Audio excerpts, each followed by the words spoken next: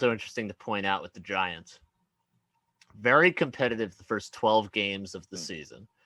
Well, even though they started 1-7, 5 of those first 7 losses were by one score. Yeah. Uh, 8 points or less, basically, was my standard there. Since that Seattle game, which capped off the 4-game winning streak back in early December, they won that game 17-12. Just a great win in Seattle. Like a fantastic win for them with Colt McCoy, their backup quarterback. Since that game, the New York Giants have played the Cardinals, Browns, and Ravens and lost by an average margin of almost 16 points in those 3 games. Now, a couple reasons for that. I think a big reason for it personally is the way they handled, or I should say mishandled, the Daniel Jones situation. He had gotten hurt in the Cincinnati game. He came back against Arizona, clearly could not move, basically. And so much of his game is predicated on running around and read option and stuff like that. And when he couldn't do that, and maybe even worse, couldn't protect himself in the pocket because defenses have just been teeing off, that's a big problem for the New York Giants. And I think for as much credit as Joe Judge deserves for making this team competitive and giving them something to play for in Week 17, I think you also have to point out that this was a situation that was mishandled by the Giants coaching staff where they brought back Daniel Jones too soon. And to be honest with you, I think it's going to cost them their season.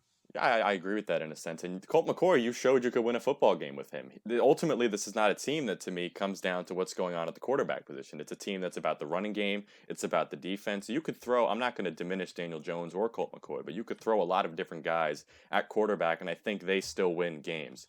I don't think it's ultimately about throwing for 200-300 yards and 5 touchdowns. It's nowhere about that. It's about running the ball and really pressuring your opponent and getting points that way. So I think they could have gone with McCoy for another week or two and still had success on that route, as opposed to risking Daniel Jones's future for a season that ultimately isn't that significant in terms of playoffs and in terms of how it pans out.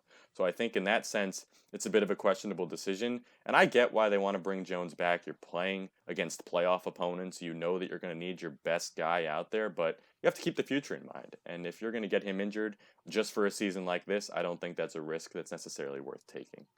There's also the more existential question of whether or not Daniel Jones is the Giants Sure. franchise quarterback. And I think that's something they need to figure out. He is, if you want to put it in New York terms, a year behind Sam Darnold's curve, basically.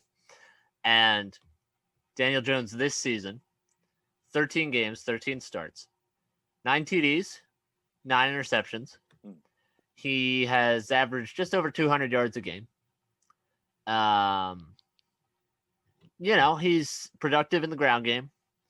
But in 2 years, the Giants, and this is not all on him, and I'm not looking to put all this on him, but the Giants are 7-18 with him playing the last 2 seasons. Colt McCoy this year started 2 games, I should say, won 1, lost 1. But is Daniel Jones the guy for the Giants? And I'm not sure if we're actually any closer to answering that this year than we were maybe at this point last year, because of some of the injuries and the uncertainty and losing Saquon Barkley. I think is part of that as well. But I'll put it to you, Alex. Do you think this is a guy that the Giants can build around, who can be their franchise quarterback, who can be a guy that goes out and wins some games in the future?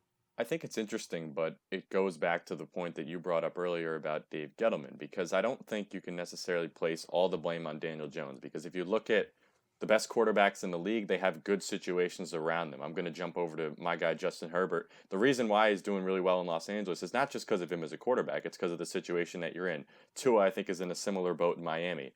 Young quarterbacks in general are going to be at their best when they're in good situations. And I think Sam Darnold's another example of how that's true in a negative way. So you look at this Giants team, you look at this roster, as you identified earlier, this is not a top roster in the NFL. So to say that Daniel Jones is the reason that they're not, winning 9, 10 games, I don't think that's fair. But there's also the other side of it where you're not seeing a tremendous amount of development from him. I think from year to year, you're still seeing similar performance. Like you said there, 9 touchdowns, 9 interceptions. Those aren't the numbers you really want to see. So there is, I think, 2 sides of it. I think there's an onus on Jones to start throwing the football really at a higher rate and to throw with better accuracy, to stop turning the ball over, particularly in fumbles and in interceptions. I think that's something that every quarterback needs to improve regardless of the situation. So I think there's two sides of it where the Giants have to make those roster improvements to become the competitive team that Jones needs around him, and Jones also needs to make those improvements himself. But I've seen enough to be confident with him. I think he's a talented enough quarterback where if you draft somebody, let's say a Zach Wilson of the world or a Justin Fields of the world, I don't think you're significantly better than you are right now. So I think Jones deserves another shot when he gets a better team around him now that he's got the coach as well. It's also really interesting to look at franchise quarterbacks, who's successful, who's not. Also, we have to look at the context of the last 5 years with first-round draft picks at the quarterback position. This is from Danny Heifetz of The Ringer. Tweeted this out, really eye-opening. So, 2015, there were 2 first-round picks, Jameis and Mariota. Both of them are backups now. Yep. 2016, same deal. First 2 picks of the 2016 draft for quarterbacks. Jared Goff, maybe. You don't know yet. There's questions about that. And Carson Wentz, who might be under the worst contract in NFL history, which hasn't even started yet. Let's go to 2017. Number 2 pick, Mitch Trubisky. No. Patrick Mahomes, that's a winner. That's a generational quarterback right there. Best in the league right now. Deshaun Watson, also really good. That's a hit. 2018, you had 5 quarterbacks. Baker Mayfield. Depends who you ask. We'll see maybe after tomorrow. Maybe not. Yeah. Sam Darnold is a no. And Danny writes here for now, which I think is a good way of looking at it. Josh Allen was a hit. Josh Rosen, big time no. Yeah. Lamar Jackson, a hit. He won MVP last year. Then you go to 2019. Kyler Murray, I would say yes. Daniel Jones, who knows? And Dwayne Haskins just got cut. So it's not like there have been quarterbacks, at least a ton of quarterbacks in the last 5 years who have worked out terrifically well. And I think we need to be fair to the Giants there because everybody was calling on them to draft Dwayne Haskins, right? That is true. Yeah. You know, back at the time I was saying, why don't you draft Dwayne Haskins? And Dwayne Haskins is out of the league now, probably for good. And Daniel Jones is an NFL starting quarterback. So I do think we need to give the Giants a little grace here in seeing that, yeah, Daniel Jones isn't working out, but also there's a lot of quarterbacks around the league that have been taken in the last 5 years who just have not panned out very well. Well, what I would say is look at the situations of the quarterbacks who are successful. You have Mahomes in Kansas City. That's such a good roster now, and it even was back then. You talk about Kyler Murray. They got him the coach that he wanted, Cliff Kingsbury, to specifically work with him. Then you talk about Buffalo. They've always had a solid team, and they've gotten better. They've made some great moves to make that team significantly better. And Baltimore also has a solid coach and a solid roster. So I think you look at who's succeeded, they're in situations that enable them to do that. Where, look at Haskins. I mean, part of it's his own fault, certainly, in his decision-making, but that organization in Washington has been a mess for quite some time. So, and Darnold, obviously the same thing in New York. So a lot of it, I think, stems back to the situation as well as the individual quarterback. And I think Jones is kind of a difficult one to decipher because there's a bit of both to evaluate there. Absolutely. And we'll see what winds up happening going forward here. That's the offseason. Giants still have something to play for. So let's look at week 17, Alex, before we wrap up here. You picked the Giants preseason. You were, I think, more right about that than a lot of people. They're here. They're 5-10, but they're here. Do you think they get the win? They're playing Dallas at 1:00. This is the national game, by the way, tomorrow in that time slot. Yes.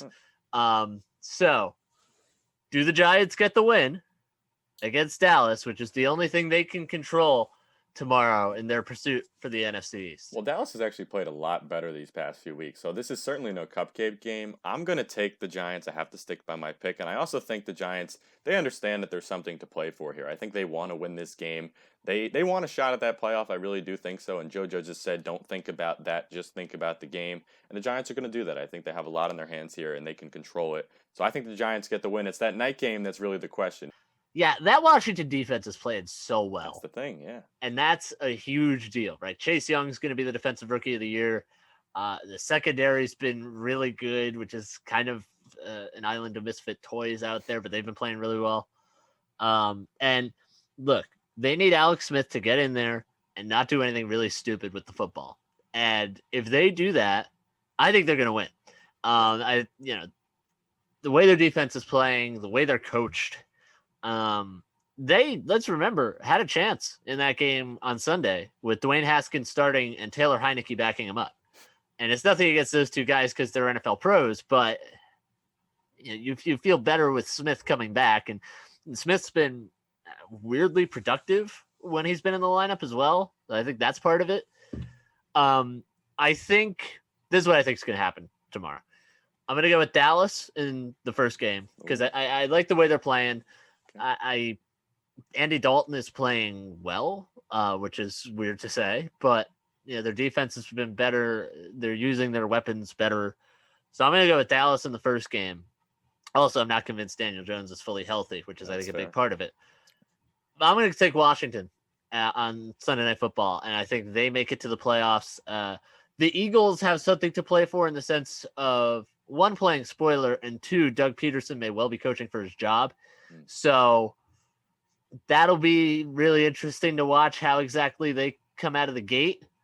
But I think you get Dallas at 7-9. I think you get Washington at 7-9. Washington gets the tiebreaker, and they get to go play Tom Brady in the first round of the playoffs. There we go. So that's what I'm going with. Give me the football team on Sunday Night Football.